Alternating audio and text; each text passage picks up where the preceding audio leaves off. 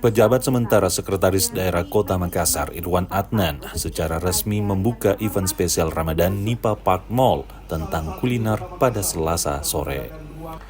Acara ini mengusung tema ngabuburit di atas kota, menghadirkan pengalaman baru dalam menikmati waktu menjelang berbuka puasa dengan nuansa rooftop di tengah kota.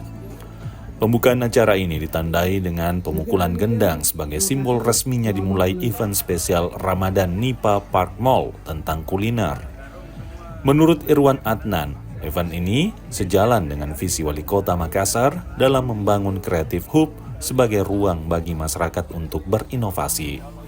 Irwan menilai konsep ngabuburit ini memberikan pengalaman yang unik dan berbeda bagi warga Makassar.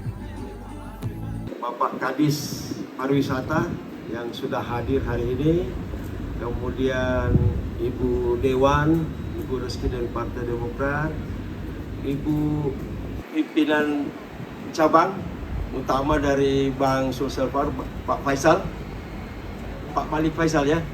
Semoga apa yang kita lakukan hari ini, Bapak Ibu sekalian yang sempat hadir,